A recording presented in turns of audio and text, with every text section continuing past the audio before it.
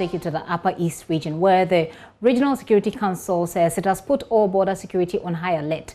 And this follows a police wireless message indicating possible attacks on Ghanaian communities in that region and other parts of northern Ghana by Burkinabe bandits.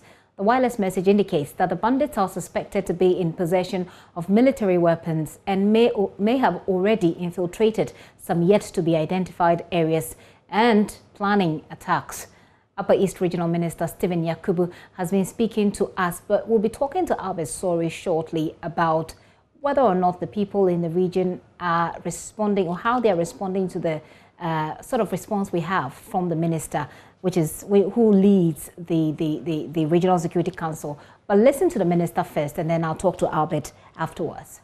This threat has always been something that we are very carefully looking at because of the threats or what happened in neighboring countries, and we are always on high alert because we are basically at the border areas.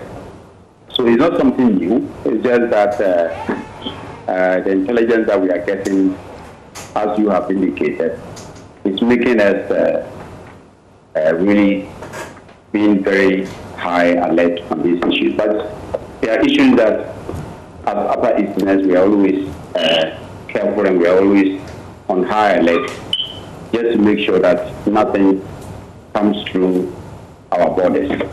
These are, security issues, and I don't think that I want to discuss them on phone with you. All what I can tell you is that we are on very high alert, and as I've told you, we are always on high alert because of what is happening in Burkina Faso, as you just mentioned. But I'm not ready to discuss any details of security with you because that in itself is also a threat to the region. What does this mean for the we are on high alert? What does it mean for the residents? So what we are telling our citizens of the region is to be very aware of anyone that comes in. If there's a family member who is coming in that we know, yes, we know what he's coming to do. But if there's any other visitor that is coming in that we don't know, then we have to report this person to the security services so that we are aware of the person in the country and then monitor the person's movement and then to see whether the person is a threat to the country or not. So we have employed all our citizens to be very, very vigilant. Anybody who is coming to stay in the region, either in a hotel or with friends, we have to monitor them and see exactly what they're doing. I'm through this your medium asking all our Upper Easterners to be very careful and to report such cases to the security agencies. And that's Stephen Yakubu, the Upper East Regional Minister, speaking to my colleague Daniel Dadzi. Let's connect with Albert Sori. What do people make of what is happening in their community? Hello, Albert. Hello, Gifty. Albert, it's good to have you. Let's begin with what people are saying about this imminent security threat. How do people feel about it? Okay, so one of the things you notice when you talk to people after this news broke is that one, they are concerned, and two, you also get the impression that they are alert. Let me take you back to a few weeks ago when police in the Upper East region arrested some 400 and about 400 Burkinabes and Nigerians who they said had come into the country apparently because they were working with a company that brought them in. One of the things that led to the arrest of these people was because residents who noticed how they were coming into the areas and renting rooms. For instance, one of them will come and rent a room, and then before you realize there's about 10 of them living in the room. It was because they noticed this that they started raising concerns and reporting to the police, which eventually led to the arrest of these people. So you get the same sense of alertness when you talk to people, especially in the border areas.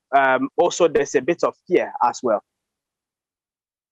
Fear, you say, and the residents are concerned, but they are also on high alert, just like the Regional Security Council tells us they are. What do the people expect of the security agencies in the midst of this? Yeah, so one, they expect presence. You know, in the border areas, normally when you are coming in through the official border, then you will have the security people who will check to make sure that you are not coming in to cause any problems.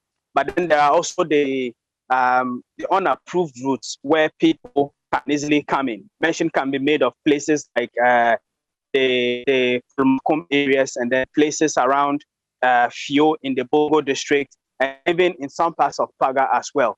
So the expectation that most people in these areas have is that they expect the security to have patrols as well. Because as residents, for instance, if they notice any suspicious people, they do not have the capacity to arrest these people. So they expect that at least the patrols will also be increased around the borders as well. One of the things I noticed in Nankana West District, where you have the Paga border, for instance, is that during the COVID days, the Municipal Security Council set up some task forces, which were made up of mainly residents who had motorbikes, who were asked to patrol sometimes and be alert if they noticed that people were crossing the border, and to alert security agencies. It is one of the systems that are still in place in that area that I can speak of.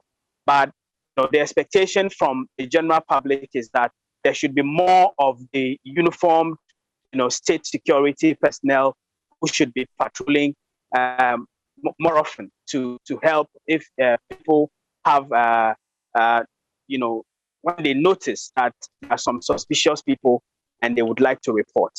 Because even if you realize that somebody is suspicious and you want to report, there has to be the presence of the security to report to. Albert, yes. Let's wrap up with what, and I'm assuming that they have heard about the measures being put in place by the Regional Security Council, as we heard from the regional minister, who says that they put security on the border, our borders with Burkina Faso on high alert.